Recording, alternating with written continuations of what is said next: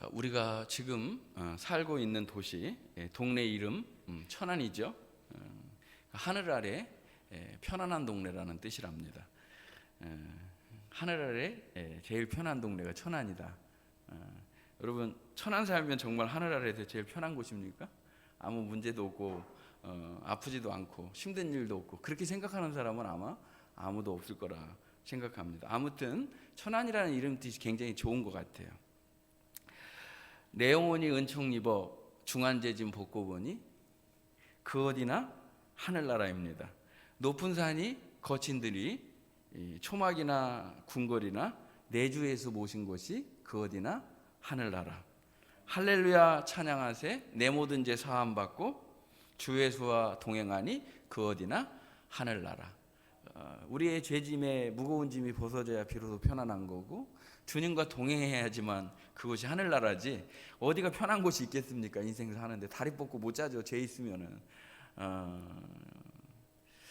천안만큼 좋은 이름이 오늘 본문에 나오는 베델이라고 하는 이름이라 생각을 합니다. 베델이라고 하는 것은 하나님의 집이라고 하는 뜻이에요. 하나님의 집이라고 하는 뜻인데 얼마나 좋은 이름입니까? 정말 여러분이 오늘 예배 드리면서 하나님의 집에 있는, 하나님 앞에 있는 즐거움이 있는 우리 성도들이 되셨으면 좋겠습니다.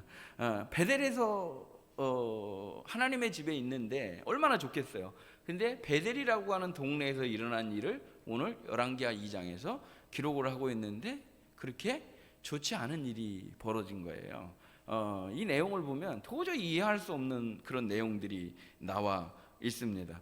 그러니까 너무나도 잘 알려진 내용인데요. 엘리야 선지자가 정말 일평생 우상 숭배자들과 잘못된 그 불신앙의 세력들과 싸워서 정면으로 승부해서 850대 1로 싸워서 이기기도 하고 3년 6개월 동안 비가 오지 않기도 하고 하나님의 은혜에 의해서 다시 비가 오기도 하고 놀라운 은총의 삶을 살아내고 3년 6개월이 지날 뿐만 아니라 그 일생을 다 하나님 앞에 귀하게 드리고 나서 죽음을 보지 않고 하늘에 들리우는 놀라운 역사가 이루어지게 됩니다. 그때 계속해서 엘리야의 뒤를 따르면서 엘리야의 모든 수종을 들어주던 그 후계자 엘리사가 비로소 진짜 하나님 말씀의 바톤을 이어받아서 사역을 감당하게 되는데 처음 사역이 어디냐면 오늘 본문에 나와 있는 여리고와 베델에서 일어난 일을 기록하고 있는데요.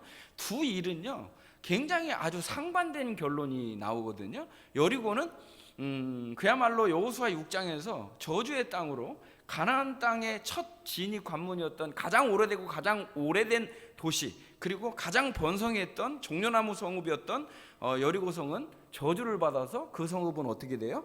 아무것도 소망이 없는 땅이 돼서 경작도 못하고 그리고 거기에 건축물을 짓지 못하고 정말 저주의 땅으로 전락을 해버렸습니다. 근데 베델이라고 하는 땅은 정반대로 얘기하면은 하나님께서 축복하신 하나님의 집, 하나님이 만나주시고 하나님의 영광의 광채를 비춰주신 놀라운 은총의 자리가 바로 베델이에요. 근데 여리고는 저주의 땅이 오늘 하나님의 사람 엘리사에게 이 땅을 고쳐주시기를 원합니다. 우리를 긍휼히 여겨주시기를 원합니다. 우리를 돌아봐 주시기를 원합니다. 할 때 엘리사가 소금을 가져다가 그 물건원에다가 뿌리게 되고 기도를 통해서 그 저주의 땅에 저주가 풀리고 그 땅에 하나님의 은혜가 나타나는 축복의 땅으로 변화되게 됩니다. 근데 반대로요, 베델이라고 하는 이 땅은요, 왔더니 동네 아이들이 막 나와가지고 엘리사를 향해서 손가락질을 하는 거예요. 대머리여 올라가라, 대머리여 올라가라 이렇게 말하는 거예요. 그러니까 엘리사가 하나님의 이름으로 저주하게 되자 이 42명의 아이들을 앙콤 둘이 나와서 곰이 나와서 찢어 죽였다라는 내용이 오늘 본문 내용입니다. 저는 왜 이 내용을 여기 하나님께서 담으셨을까? 여기 우리에게 주시려고 하는 말씀이 무엇일까? 정말 이것은 엘리사 사역 초기에 너무나 중요한 시기고 그 뒤후에는 너무나 찬연히 빛나는 하나님의 역사들이 기록이 되어 있는데 왜 중간에 이렇게 힘든 내용들이 나와 있을까라는 것을 고민을 하게 됐습니다. 그러면서 이전에 들었던 말씀들을 떠올리게 됩니다. 이전에 목사님들은 이렇게 전하셨던 것 같아요. 하나님의 종, 하나님의 사람을 저주하게 되면 저주를 받게 된다. 그렇게 많이 들었습니다. 또 이 대머리 놀린다든지, 신체의 어떤 약점, 장애를 가진 사람을 놀린다든지 업신여긴다든지 하면은 하나님 싫어하시니까 그것도 저주받는다. 이런 단편적인 내용들을 우리가 저만 그렇게 들었는지는 모르겠지만 그렇게 들어왔다는 거예요. 과연 이 내용이 달까? 정말 이 내용이 정말 말씀하시려고 하는 내용이 이게 달까라는 고민을 하게 되었습니다. 과연 그럴까? 우리가 베델이 어떤 곳인지 먼저 보면서 이 베델이 갖는 의미를 다시 한번 생각해 보는 시간을 갖기를 원합니다. 제일 먼저 믿음의 조상이라고 불리는 아브라함이 갈 바를 알지 못하고 하나님의 말씀에 순종해서 이제 길을 떠나게 되죠. 그 길을 떠나게 될 때 진짜 하나님의 음성을 듣게 되고 하나님의 축복의 말씀을 듣고 말씀을 의지해서 가게 될 때 하나님이 만나주시고 그에게 음성을 들려주시자 너무나 감격한 아브라함이 베델이라고 하는 곳에 이르러서 하나님께 비로소 예배하고 하나님을 경배했다고 하는 첫 번째 기록이 창세기 12장에 나오게 됩니다.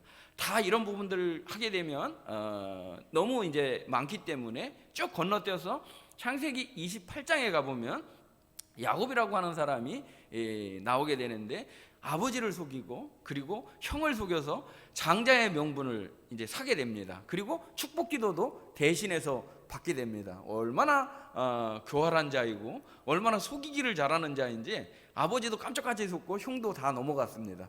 이제 자기는 축복 기도를 받았고 장조의 축복을 받았으니까 아주 잘 될 줄 알았단 말이에요. 이제 내 인생 풀리나 보다, 내 인생 걱정 없나 보다, 앞으로는 좋은 일만 있을 거야 이렇게 생각했는데 축복 기도를 받자마자 자기 생명을 부지하기도 어려운 형편에 이르게 되자 이제 어머니의 권유에 의해서 이게 외삼촌 나반의 집으로 떠나가게 됩니다. 도피를 한 거예요. 도망을 가게 된 거죠. 근데 그 거리가 굉장히 만만치 않습니다.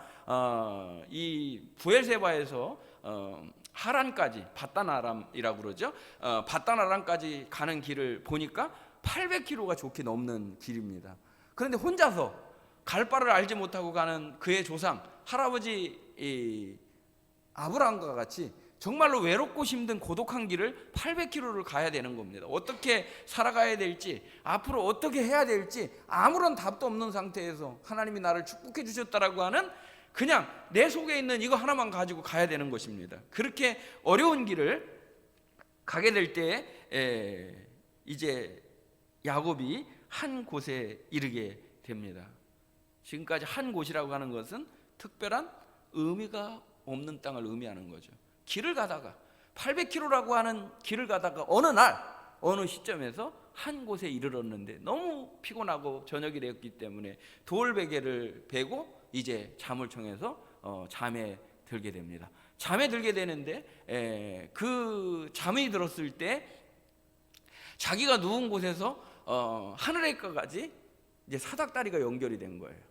그리고 맨 마지막에 하나님이 그 사닥다리 맨 위에 문이 열리고 하늘의 문이 열리고 하나님께서 음성으로 말씀해 주시는 것입니다. 그 장소가 바로 어디냐? 이 장소가 바로 베델이라고 하는 장소인데 하나님이 이런 말씀을 해 주십니다. 내가 너와 함께 할 것이다. 내가 어디를 가든지 떠나지 아니하고 내가 너를 지키고 보호해 줄 것이다. 그리고 이 땅으로 다시 돌아오게 할 것이다. 자기는요 너무나 외롭고 힘들었어요. 이 길을 어떻게 가야 될지 몰랐단 말이에요. 앞으로 무슨 일이 기다리는지 너무나 두려웠단 말이에요. 그랬는데 하나님께서 나타나셔가지고 하늘의 문을 열어주시고 자기와 연결해주는 사닥다리를 통해서 천사가 오르락 내리락 하고 하나님의 음성을 듣게 되는데 이보다 더한 음성이 어디 있어요? 내가 너를 떠나지 않을 것이다. 내가 너와 함께 할 것이다. 영원토록 내가 너를 지켜줄 것이다. 그리고 내가 다시 돌아오게 할 것이다 라고 하는 말씀을 듣게 됩니다. 그래서 그 야곱이 너무나 감격스러워서 이제 눈을 뜨고 이곳이 하늘의 문이다, 이곳이 하나님의 집이다 라는 뜻의 이름으로 이 땅의 이름을 베델이라 지었다라고 말씀하고 있는 겁니다. 그래서 베델이 하늘의 문, 하나님의 집이라고 하는 뜻인 것입니다. 그리고 원래 그 땅의 이름은 누스라고 하는 땅인데 이름을 개명을 한 거예요. 이름이 원래 있는 지명 이름이 있는데 그때는 어떤 거예요? 흘러가는 시간 중에 그냥 크로노스의 시간들인 거예요. 근데 하나님이 내게 찾아오시는 시간은 의미 있는 시간이죠. 카이로스의 시간이 된 거예요. 많은 시간들 중에 하나님을 만나는 시간이 가장 의미 있는 시간인 거예요. 우리의 인생이 새롭게 되는 놀라운 은총의 시간이 찾아온 거예요. 한 곳, 많은 곳 중에서, 많은 장소 중에서 하나님이 내게 찾아오셔서 만나주신 장소, 그 장소가 바로 베델이라는 거예요. 하나님이 나를 만나주시고 하나님이 나에게 찾아오신 그 장소, 하나님을 만난 장소, 하나님의 영광의 임재를 경험한 장소가 베델이라는 거예요. 이 베델이라고 하는 이름을 짓고 간격 속에서 이제는 발걸음이 무겁지가 않습니다. 하나님이 나와 함께 하시니 나는 걱정이 없다. 나는 아무 걱정이 없다. 하나님께 내 인생 맡기고 나갈 거야 하고 힘차게 길을 간 겁니다. 외삼촌의 집에 도달해서 놀라운 은총의 삶이 열립니다. 아내를 얻고 자식을 얻고 그리고 양떼와 소떼를 얻게 되고 그야말로 하나님이 지켜주시고 보호해주시는 눈동자와 같은 삶을 살게 됩니다. 20년의 시간이 흘렀습니다. 그리고 하나님께서는 이 야곱을 일깨워서 내가 지시하신 땅으로 돌아가라라는 음성을 받게 됩니다. 이렇게 한 사람의 인생을요 처음부터 끝까지 세밀하게 인도해 주시는 너무 좋은 하나님 아닙니까? 여러분의 인생도 여러분이 귀 기울여 들으시면 이렇게 하나님이 우리의 인생길을 인도해 주시는 복을 허락해 주실 줄 믿습니다. 그러니까 다시 한번 하나님의 은혜가 찾아온 거예요. 20년의 시간 동안 너무나 하나님이 지켜보호해 주셨는데 그게 은혜인지 알고 살았는지는 모르겠어요. 저 같은 사람이었던 것 같아요. 사랑할 수도 없는 그런 사람이었는데 하나님은 끊임없이 이 영혼을 사랑해 주시는 거예요. 나 같은 사람을 사랑해 주시는 너무나 좋은 하나님을 우리가 경험하게 되는 것이죠. 다시 한번 하나님은 은혜를 허락해 주셔서 야곱의 인생의 그 발걸음을 재촉해 주십니다. 문제는요 이제 형이라고 하는 문제를 넘어야 돼요. 형을 속여먹고 형의 장장권을 삼기 때문에 이 무거운 짐, 이 큰 산을 넘지 않으면 내 인생의 모든 문제를 해결할 수 없는 그러한 어려움을 이제 만난 겁니다. 그러니까 형의 문제도 여러분 다 설명할 수 없으니까 야복강가에서 하나님과 씨름하게 되고 하나님은 응답해 주심으로 하면 져준 거죠. 하나님이 은혜를 주신 거죠. 져주셔서 결국은 형 문제도 자연스럽게 간격 속에서 넘어가게 하셨습니다. 하나님의 은혜가 이렇게 귀할 수가 없죠. 그러면 우리는 당연히 이렇게 생각할 거예요. 당연히 어떻게 했어요? 하나님이 만나주신 그 장소로 돌아가라고 그랬으니까 어디로 가야 돼요? 베델로 돌아가야 되겠죠. 베델로 돌아가야 되겠죠. 약속의 땅, 하나님을 만났던 그 간격이 있는 땅, 그 땅으로 돌아가야 될 거란 말이에요. 근데 야곱이 이 숫곳이라고 하는 곳과 세겜이라고 하는 곳에 그냥 주저앉아요. 주저앉은 김에 어떻게 해요? 쉬었다 가야 되겠다 하고 10년이라고 하는 시간을 보내게 됩니다. 한번 주저앉으면 일어나기가 이렇게 어려운 거예요. 한번 편하면요 다시 일어나기가 되게 귀찮은 거예요, 여러분. 그래서 한번 편한 맛 보면은요 그 다음에는 그 어려운 거 내가 왜 했는지 몰라 이렇게 바뀌어요, 사람들이. 세겜과 숫곳에서 10년 동안의 시간을 보내게 되고 그리고 그 딸 디나의 일 어떤 겁니까? 디나가 딸이 강간을 당하게 됩니다. 그리고 그의 아들들, 그러니까 디나의 오빠들이죠. 디나의 오빠들이 그것을 복수하기 위해서 어떻게 하느냐면은 지금 내 동생하고 결혼하려고 그러면 이 땅에 있는 모든 남자들이 할례를 받아야 된다 한 거예요. 그 할례를 좋다고 또 다 받은 거예요. 순진하게 아버지가 속이니까 아들도 잘 속였던 것 같아요. 그러니까 다 넘어갔어요. 또 목적하는 게 같으니까 얼른 우리도 할례를 받고 섞여서 같이 잘 살아보자 했던 거죠. 그리고 가장 아파하는 시간이 보통 3일째라고 그러는데 3일째 되던 날 그곳에 있는 모든 남자들을 다 죽여버리고 그리고 그 재산을 다 빼앗아 오게 됩니다. 야곱이 이제 큰일 난 겁니다. 어떻게 하면 내 아들들이 이 동네 남자들 다 죽였고 그리고 재산 다 뺏어왔으니까 이제는 가나안 족속의 모든 사람들이 브리스 족속의 모든 사람들이 벌떼와 같이 몰려들어서 우리 가물을 아래 아예 멸할 거다 하고 두려워 떨고 있을 때 하나님이 다시 찾아오게 됩니다. 그것이 바로 창세기 35장입니다. 창세기 35장에 하나님께서 이제 야곱에게 찾아오셔서 내가 너에게 만나 주셨고, 그리고 내가 너에게 은혜 주었던 그 땅 베델로 돌아가라는 음성을 듣게 됩니다. 그리고 하나님께서 그의 그 불신앙과 불순종과 안위를 일깨우자 야곱이 깊은 영적 잠에서 깨어나서 결단을 하게 됩니다. 그래서 창세기 35장 3절에 보면 우리가 일어나 베델로 올라가자 결단을 하게 되는 겁니다. 우리가 일어나 베델로 올라가자. 은혜 주셨던 땅, 나를 만나 주시고 말씀 주셨던 그 땅으로 내가 가야 되겠다. 그래서 그 땅의 이름을 이제는 엘 베델이다 라고 지으면서 회복된 신앙의 모습의 삶을 살아가게 됩니다. 여기까지 얼마나 은혜로운 땅입니까? 다시 정리하면 베델이라고 하는 땅은 어떤 땅이에요? 하나님을 정말 죄 많은 인생에게 하나님이 찾아오셔서 만나 주신 장소이고, 하나님이 말씀 주신 장소이고, 그 하나님을 만남으로 말미암아 놀라운 감격의 삶을 살아가게 하는 새심을 주고 우리를 회복시켜 주시고 우리를 일으켜 주시는 은혜의 장소가 바로 베델이라는 거예요. 예배가 베델이 돼야 돼요. 절망과 아픔과 좌절에 있던 인생들이 하나님 앞에 나와서 하나님을 만나는 감격이 있고 그분의 말씀으로 인하여 다시 회복되고 일어나는 그런 회복의 장소가 베델이란 말이에요. 하나님을 만나는 감격, 하나님의 영광의 임재를 보는 예배를 드릴 수 있는 곳이 베델이었다는 거예요. 너무나 귀한 은혜가 있는 장소이죠.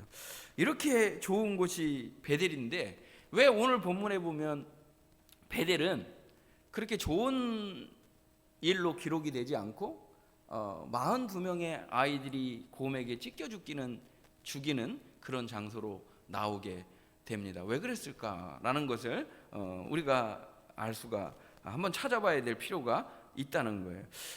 이 내용을 가만히 보면요, 이런 거예요. 대머리여 올라가라, 대머리여 올라가라 그렇게 하는 거는요, 아이들이 지금 엘리사의 어떤 신체적인 그런 결함에 대해서 놀리는 것 같이 여러분이 그렇게 들릴 수도 있겠지만, 더 생각해야 될 부분은 무엇이냐면 하나님의 권위를 인정하지 않는다는 굉장히 중요한 부분이 감춰져 있다는 거예요.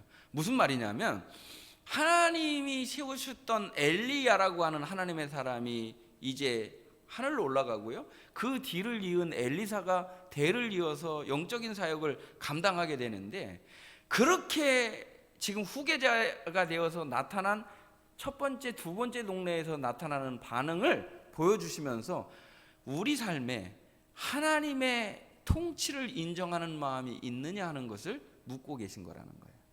나는 내 삶에 일어나는 모든 일들을 하나님이 허락하신 것이다 라고 하는 하나님의 섭리하심과 하나님의 주권, 하나님의 통치하심을 인정할 때 비로소 내 삶의 주인은 하나님이시고 내 삶의 왕은 하나님이신 거예요.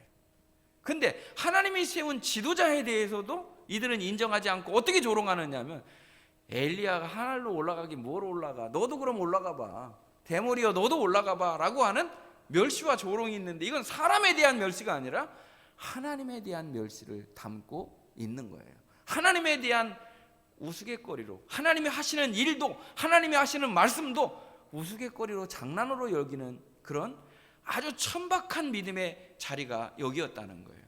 왜 이렇게 됐을까? 그러면 이 아이들이 뭘 보고 이렇게 자란 겁니까? 이 아이들이 어디서 영향을 받아가지고 이렇게 된 겁니까?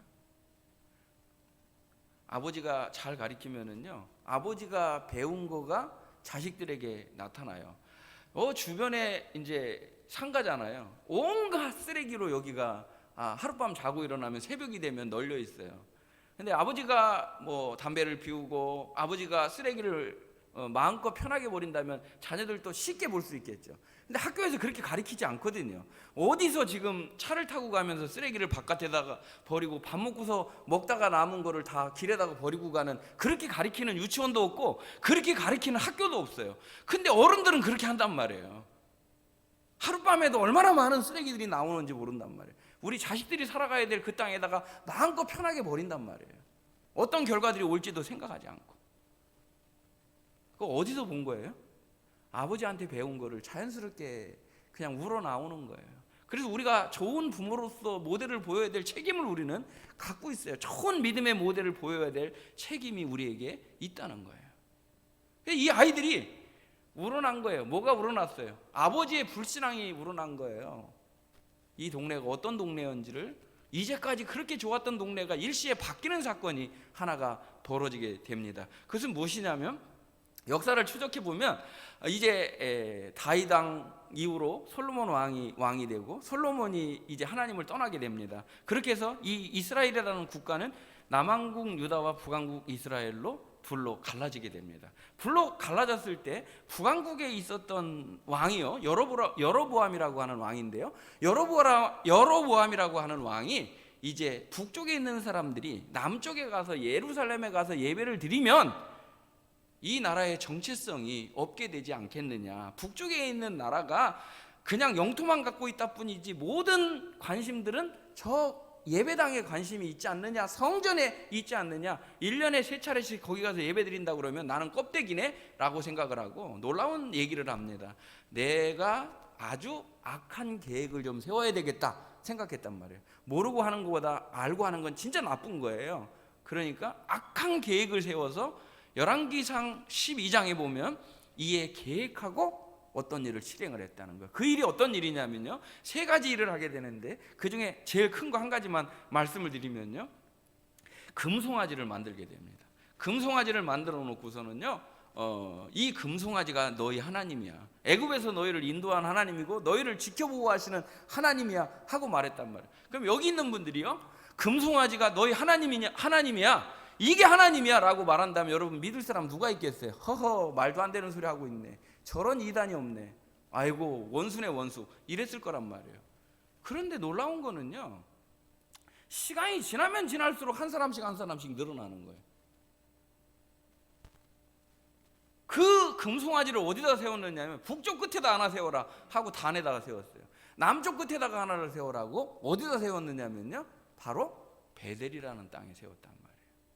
이 베델이라고 하는 땅에다가 금송아지를 세웠는데 처음에는요, 말도 안 되는 소리 하고 있네 이렇게 말했던 사람들이요, 아이고 저기까지 굳이 갈 필요 없는데 여기서 하면 좋잖아 하고 인간이 편리성이라는 것과 만나게 됩니다.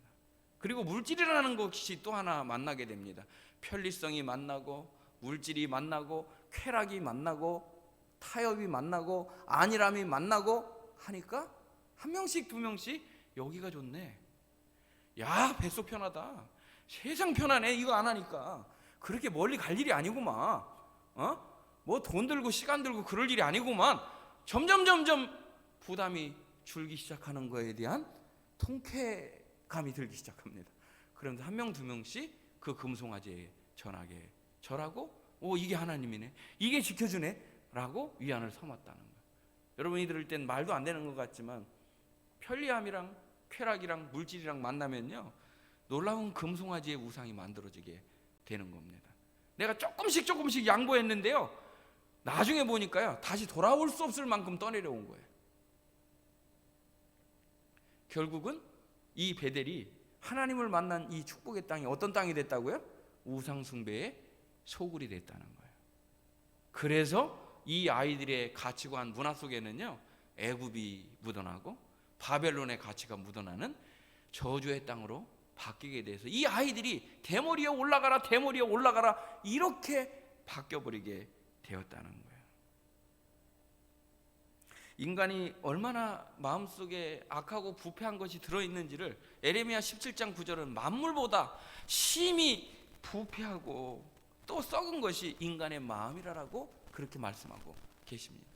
가장 부패한 것이 어디예요? 저는 이런 생각을 해요. 저 자신을 보면서 깜짝 놀랄 때가 많아요.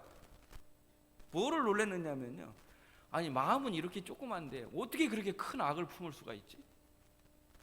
마음은 이렇게 조그만데 어떻게 쉴 사이 없이 악을 품을 수가 있지? 인간의 마음이 이렇게 악한 건가? 내가 이렇게 처절하게 정말 죄인인가? 하는 생각을 거듭거듭 하게 돼요. 심히 부패하고 타락한 것이 인간의 마음이라는 거예요. 그러니까 나를 보면요, 완전 절망이에요. 아무짝에도 쓸모없는 정말 더럽고 추악한 인간이라는 걸 알게 돼요. 그렇기 때문에 주님이 아니면 저는 살 수가 없는 존재입니다. 주님이 붙잡아 주시지 않으면 언제든지 넘어지고 자빠질 수밖에 없는 편리함과 쾌락을 쫓는 자입니다. 주님, 저를 긍휼히 여겨 주시옵소서, 저를 불쌍히 여겨 주시옵소서 할 수밖에 없다는 거예요. 내 마음은 베델이고 내 마음은 정말 하나님의 은혜의 장소이기를 원하는데 이 작은 마음 속에서 일어나는 부패와 악이 얼마나 큰지 정말 절망이라는 거예요. 그때마다 주님이 나를 붙들어 주시지 않으면 난 살 수가 없습니다. 주님, 긍휼히 여겨 주시고 은혜를 베풀어 주시기를 원합니다. 기도할 수밖에 없다는 거예요. 예수님께서도 인간의 마음의 밭을 비유하시기를 인간의 마음이 길가밭과 같다, 인간의 마음이 돌짝밭과 같다, 인간의 마음이 가시덤불과 같다는 거예요. 그럼 맨 마지막에 열매 맺는 땅은 어떤 거예요? 착하고 좋은 마음 하나밖에 없는 거예요. 저는 그런 생각이에요. 그 전에 읽은 거하고 다르게 성경 읽어줘요. 착하고 좋은 마음이 있기는 한가? 착하고 좋은 마음이 있기는 한가? 여러분, 조금 나아 보이죠? 저 사람이 조금 괜찮아 보이죠? 안 그래요? 저 사람이 조금 그래도 나아 보인단 말이에요, 우리가 볼 때는요. 근데 그 속에는 부패하고 썩은 타락한 심령이 자리 잡았다면 어떤 소망도 없는 연약한 인간에 불과할 수밖에 없고 언제나 변할 수밖에 없는 참으로 연약한 인간이라는 것을 알게 됩니다. 착하고 좋은 마음이 따로 있는 게 아니라 나는 절망이고 나는 죄인입니다, 나는 주님의 도우심이 없으면 살 수 없습니다 하고 예수님 만나고 회개한 심령이 착하고 좋은 심령이라는 거예요. 변화되지 않으면 어떤 것도 우리에게 좋은 것이 나올 수가 없다는 거예요. 나로 살면 절망이니 주님 저를 붙들어 주시고 저를 구원해 주시고 저를 받아 주시옵소서. 회개하고 예수님 만난 심령만이 소망의 심령이고 새롭게 된 심령인 줄로 믿습니다.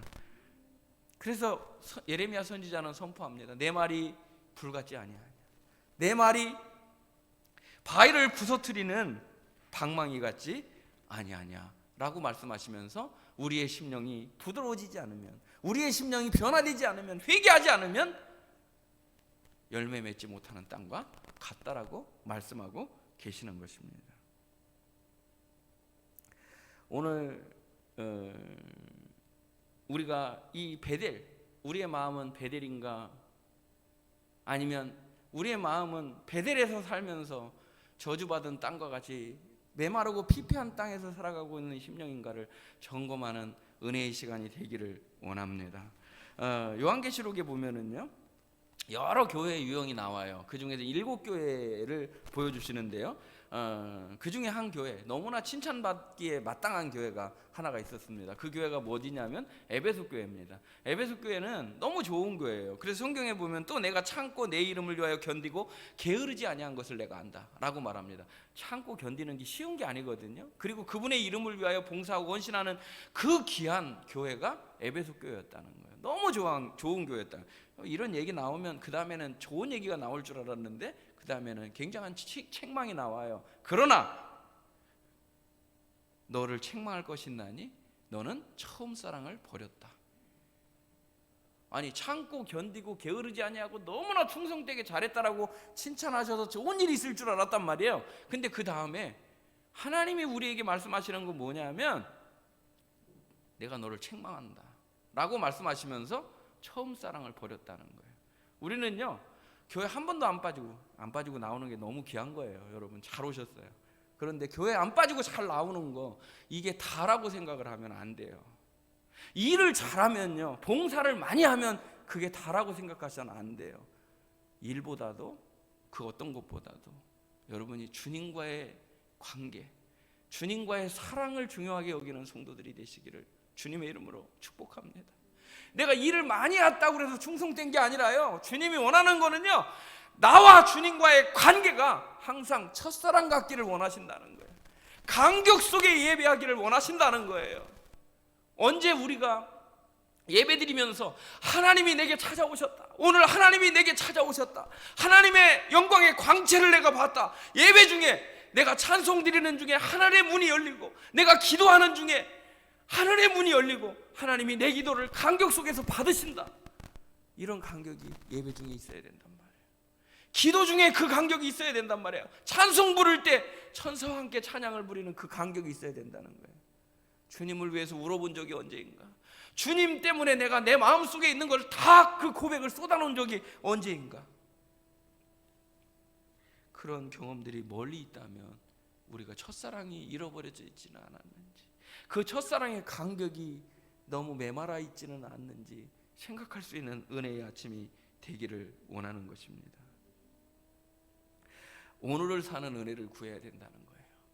여리고가 매일 여리고일 수 없고요, 베델이 매일 베델일 수 없단 말이에요. 우리의 심령이 그렇게 대단한 사람이 아니라는 거예요. 베델이 매일 베델이면 좋지만, 매일 하나님을 만나면 좋지만, 우리가 그렇게 대단한 사람이 아니기 때문에 매일 베델에 회복이 필요한 심령이라는 거예요. 매일 새로워지지 않으면 우리는 무뎌지고 그리고 메마라질 수밖에 없는 연약한 심령이라는 것을 알아야 된다는 걸 말씀하고 계시는 것입니다. 교회가 어디예요?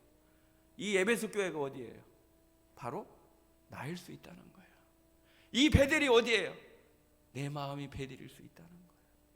오늘 우리의 심령 성전이 하나님을 만나는 간격, 하나님을 배우는 그 간격 속에서 주님을 다시 회복하고 만나는 은혜의 아침이 되시기를 주님의 이름으로 축복합니다.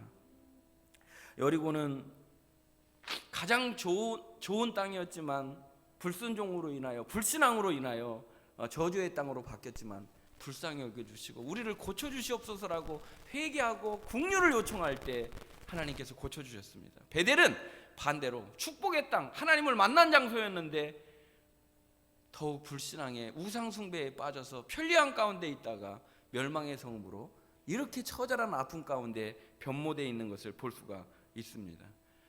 여러분, 여리고에 살면서 베델처럼 살아가는 사람도 있지만 베델 교회 안에 있으면서도 여리고처럼 메마르게 살아가는 사람도 얼마든지 있을 수 있다는 것을 말씀하시면서 오늘을 사는 은혜가 우리에게 있어야 된다.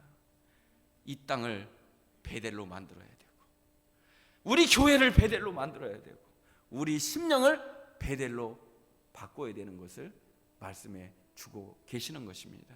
솔로몬이 일생을 다해 하나님께 성전을 건축하고 성전을 봉헌하고 하나님께 기도합니다. 그 기도를 들으신 하나님께서 이렇게 말씀하십니다. 지금 우리의 처지와 매우 비슷합니다. 이 땅에 전염병으로 수많은 사람들이, 수십만 명의 사람들이 죽어 나빠져가고 있고, 그리고 모든 사람들이 처절하게 살 수가 없고 너무 힘듭니다. 너무 괴롭습니다. 너무 아픈 사람도 많고 너무 질병이 창궐하고 있고 도저히 견딜 수가 없습니다. 이렇게 하나님 살려주시옵소서, 불쌍히 여겨주시옵소서 할 때 하나님께서 역대하 7장 14절에 보면 내 이름으로 일컫는 내 백성이 내게 나와 긍휼의 기도를 드립니다. 너무 감사한 거는요, 하나님은 여전히 우리를 버리시지 아니하고 내 백성이라고 말씀해 주신다는 거예요. 내 자녀라고 말씀해 주신다는 거예요. 우리 같으면 어때요? 아이고, 호적파라, 호적파. 넌 자식도 아니야. 이랬을 만한 죄를 충분히 짓고도 남았는데도 불구하고 하나님은 여전히 우리를 뭐라고 부른다고요? 내 백성, 내 자녀가 내게 나와 긍휼을 요청하고 스스로를 낮추고 기도하여서 악한 길에서 떠나서 나 스스로를 낮추고 기도하면서 내 얼굴을 구하면, 이제까지는 뭘 구한 거예요? 하나님의 손에 들려져 있는 축복을, 선물 꾸러미를 구했단 말이에요. 근데 지금은 손에 있는 선물을 구하는 게 아니라 하나님의 얼굴을 구한다는 말이에요. 하나님의 얼굴을 구하는 성도들이 되시기를 주님의 이름으로 축복합니다. 하나님의 얼굴, 본질이에요. 하나님의 영광이에요. 하나님의 만남이에요. 그분의 사랑이에요. 그분과의 관계예요. 이걸 구해야 된다는 거예요. 그렇게 되면 하늘에서 듣고 그들의 죄를 용서해 주시고 이 땅을 고쳐 주시겠다는 거예요. 우리의 기도가 오늘 주님 없으면 살 수 없습니다. 주님 없으면 저는 아무것도 아닙니다. 제 마음을 고쳐 주시기를 원합니다. 주님 긍휼히 여겨 주시기를 원합니다. 제 마음이 회복된 베델이 되기를 원합니다. 첫사랑의 간격을 회복시켜 주시옵소서. 이 땅이 베델이 되게 해 주시옵소서. 우리 교회가 베델이 되게 해 주시옵소서. 이 심령이 베델이 되게 해 주시옵소서. 회복을 구하는 이 자리에서 하나님을 다시 만나고 여러분의 믿음이 첫사랑이 회복되는 은혜가 있으시기를 주님의 이름으로 축복합니다. 우리 이 마음을 담아서 찬양으로 하나님께 영광 돌리도록 하겠습니다. 이 땅에 황무함을 주소서 찬양 드리도록 하겠습니다.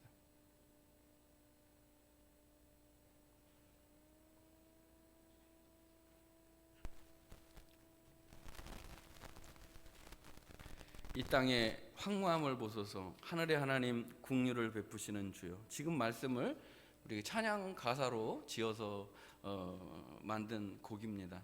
여러분 함께 찬양하면서 정말 우리가 베델을 회복시켜 주옵소서. 하나님께 나아가는 은혜의 아침이 되기를 원합니다.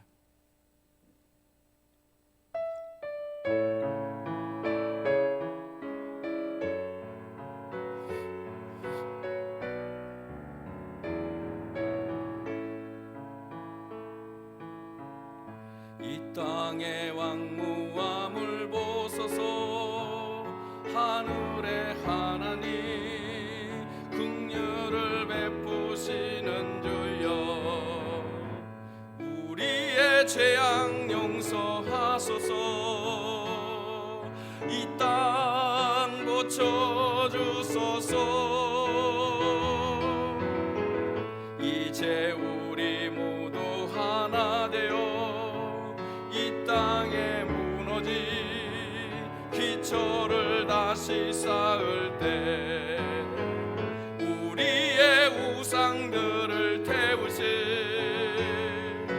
성령의 물 임하소서. 부흥의 불길 타오르게 하소서. 진리의 말씀 이 땅 새롭게 하소서.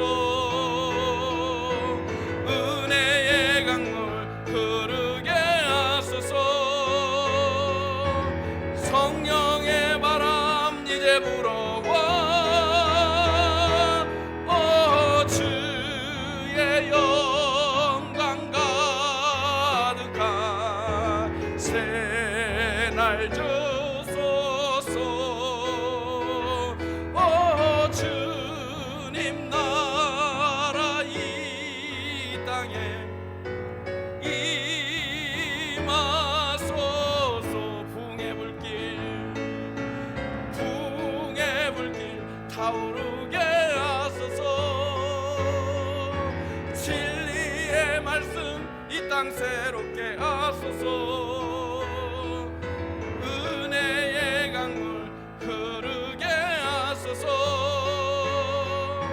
성령의 바람 이제 불어와. 주의 영광 가득한 새날 주소서. 주